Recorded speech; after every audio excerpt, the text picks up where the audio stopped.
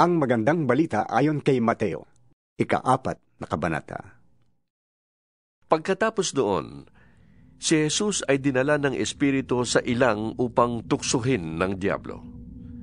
Siya ay nag-ayuno sa loob ng 40 araw at 40 gabi, kaya't siya'y nagutom. Dumating ang manunukso at sinabi sa kanya, "Kung ikaw ang anak ng Diyos, gawin mong tinapay ang mga batong ito." Ngunit sumagot si Jesus, Nasusulat, hindi sa tinapay lamang nabubuhay ang tao, kundi sa bawat salitang nagmumula sa bibig ng Diyos. Pagkatapos nito, dinala siya ng Diablo sa Jerusalem at pinatayo sa taluktok ng templo.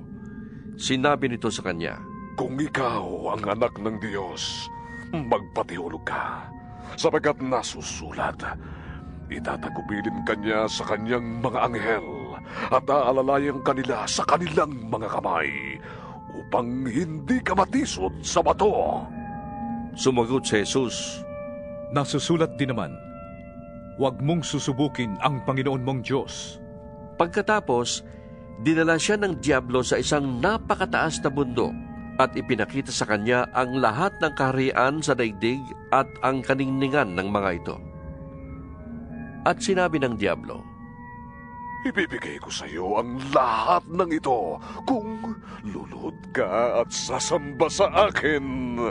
Sumagot si Jesus, Lumayas ka, Satanas, sapagkat nasusulat, ang Panginoon mong Diyos ang siya mong sasambahin at siya lamang ang iyong paglilingkuran. Pagkatapos, iniwan siya ng Diablo. Dumating ang mga anghel at naglingkod sa kanya. Nang mabalitaan ni Jesus na ibinilanggo si Juan, bumalik siya sa Galilea. Ngunit hindi na siya sa Nazaret na nirahan, kundi sa bayan ng Capernaum, na nasa baybayin ng lawa ng Galilea, na sakop ng Zabulon at Neftali. Sa gayon, natupad ang sinabi ni Propeta Isaias, "Lupain ng Zabulon at lupain ng Neftali, daan ang papunta sa lawa sa ibayan ng Jordan, Galilea ng mga hentil. Ang mga taong nasa kadiliman ay nakakita ng maliwanag na ilaw. Sa mga nakatira sa lilim ng kamatayan ay sumikat ang liwanag." Magmula noon ay nangaral na si Jesus. Sinasabi niya, Pagsisihan ninyo at talikdan ang inyong mga kasalanan, sapagkat malapit nang maghari ang Diyos. Minsan, naglalakad si Jesus sa tabi ng lawa ng Galilea. Nakita niyang naghahagis ng lambat sa dagat ang dalawang mangingisda, si Simon na tinatawag ding Pedro at ang kapatid niyang si Andres. Sinabi ni Jesus sa kanila, Sumunod kayo sa akin, at gagawin ko kayong mangingisda ng mga tao. Noon di iniwan nila ang kanilang mga lambat at sumunod kay Jesus. Nagpatuloy siya ng paglalakad at nakita rin niya ang magkapatid na Santiago at Juan, mga anak ni Zebedeo. Sila ay nasa bangka kasama ng kanilang ama at nag-aayos ng lambat. Tinawag din sila ni Jesus. Agad nilang iniwan ang bangka at ang kanilang ama at sumunod kay Jesus.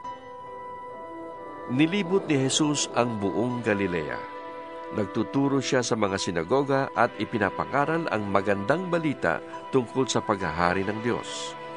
Pinagagaling din niya ang lahat ng mga may sakit.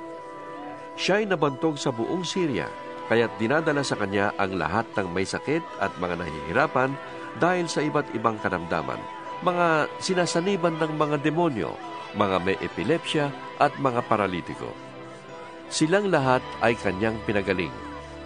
Dahil dito, sinusundan siya ng napakaraming tao buhat sa Galilea, Decapolis, Jerusalem, Judea at maging sa ibayo ng Jordan.